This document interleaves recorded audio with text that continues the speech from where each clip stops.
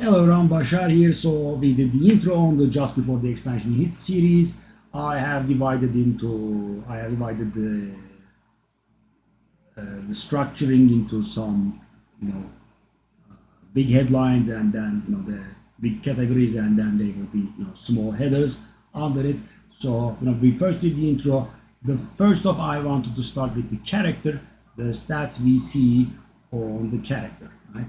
And I thought it would be best to start off with the defenses. So what do we have, guys? Obviously we have our life total. I suppose nothing to talk about. It gets depleted, you die. Then we have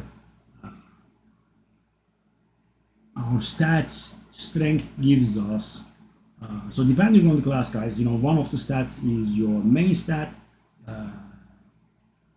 For Barbarian, strength is the main stat. For Rogue, dexterity is the main stat. For Druid, willpower is the main stat. And for Necromancer and Wizard, Sorcerer, Wizard is the Diablo 3 name. Sorcerer, intelligence is the main stat. So your intelligence, your main stat gives you 1% skill damage per every 8 stat, right? Strength gives you, so that's something extra, right? And I think it also varies, right? For, it's not the same for every class, I think. Strength, so what basically they do is strength gives you armor, intelligence, strength gives you 1 armor per, right? Intelligence gives you 1 all resist per 40, right? So if you have 40 resist, you get plus 1 all resist.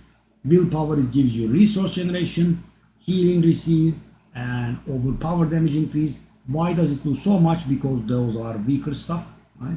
We will get into that. And dexterity gives us dodge chance and crit damage, crit rate, I'm sorry.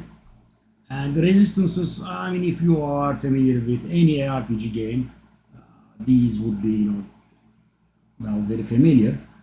So there are 5 elements: fire, lightning, cold, right? The classic stuff. Poison also. Shadow is new, right?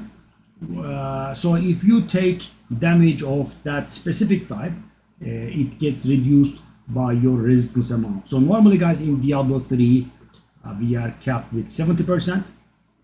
And I have a special item that increases it. And when you have a 70% resistance, guys, let's say you take a fireball in the face that's supposed to deal 10,000 damage to you, and it deals 3,000. That's how it works, right? And by getting it to 81.6%, and it's capped at 85, I mean, if you cap it at 85, then you will be taking 1,500 damage from the 10,000 damage fireball. And these go for all kinds of resistances, I mean all kinds of damage. So you take fire damage to the face, it works, and you stand in a burning area and you take fire damage over time, it works again, right? Same for everything, but I don't think there is lightning damage over time and there is cold damage over time. But for poison and for fire and shadow, it works. Lightning and cold have only direct damage, so it gets reduced by that amount, right? We have armor. Armor is kind of physical resistance, right? And because it's the most common type, it has its own stat. Armor reduces incoming physical damage, and it is capped at 9,230. So any armor beyond 9,230 is meaningless, right? I mean, if you are fighting level 100 enemies, in order to reach 85% damage reduction for maximum damage reduction, you need 9,230 armor. But if they are higher level, they will penetrate that damage reduction of stores a little bit, right? And they will deal more damage. What do we have? We have dodge, right, as a defensive stat. Dodge just, dodges the attack, and nothing happens to you. So for example, guys, normally you are not able to dodge damage over time effects, but the thing is, you can dodge the effect that applies the damage over time to you, so therefore do not get hit by the damage over time. But if there is a damage over time effect already on you, you can't dodge that. And what was I going to say? Dodge works. The more dodge you have, the less efficient it gets, right? I mean, guys, you have, let's say, some pants, some boots, some chest, all with dodge. So if they have all 8% dodge, you are not going to have 25% dodge. It doesn't work like that, right? I mean, the first dodge works nicely, right? 8%. The second dodge works at like 7% or so. The third one will work. I mean, there's a mathematical calculation, but the more instances of dodge you have, the less efficient it will become. And you could be thinking, why not stack dodge high and become immortal? There are some undodgeable attacks in the game, right? That strategy doesn't work. But if you have some, it's not bad, right? It will allow you to get out of harm's way. And next up, and the final defensive stat that we have is damage reduction. So all damage reduction is kind of obvious, right? Your armor gets applied, your resistance gets applied, whichever it is. Then the remaining damage. So guys, let's go back to the fireball example. You take a 10,000 damage fireball to the face, your resistance is capped, so you take 3,000 damage from it, and then it gets reduced by 40%, and then you take 1,800 damage from that, right? And there are also some special damage reduction, as you can see here. Damage reduction from elites, damage reduction from vulnerable, damage reduction from burning. So guys, let's say, right, and this build that you are looking at is capable of this. So let's say, guys, all of these have been triggered, right? I mean, it is a vulnerable and burning elite enemy that hits me in the face with a fireball. So 10,000 damage fireball, I have 70 resistance, gets down to 3,000, then it gets down to 1,800, then it gets down to approximately 1,440, then it gets down to like 1,300, and finally it gets down to, how much would that be? 975, something like that.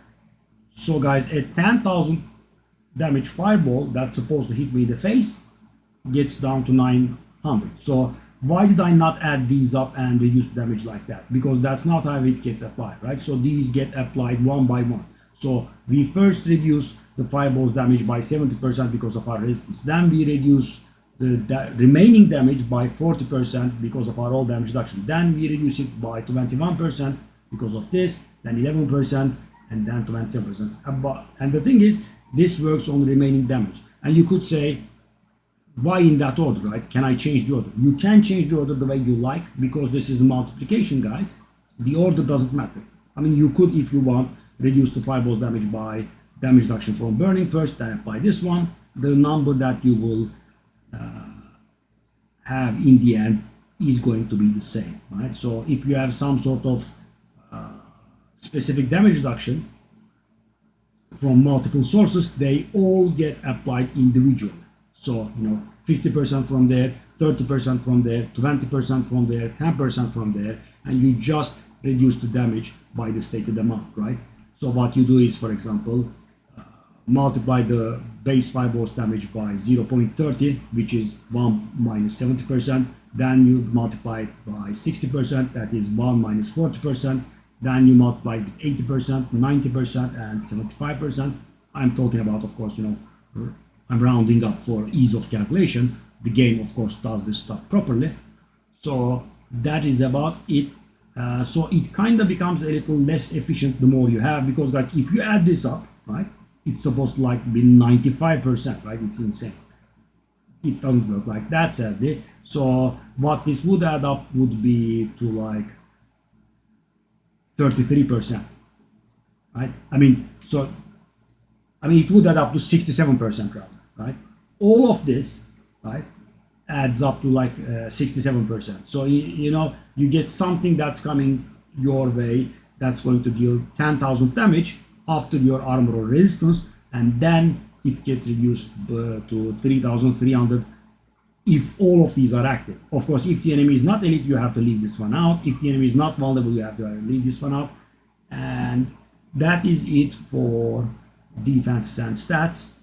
As I said, I decided to not go full Bashar Josh on these videos and make them long, and this one was still long, right? 10 minutes. Anyway, let us meet in the other video.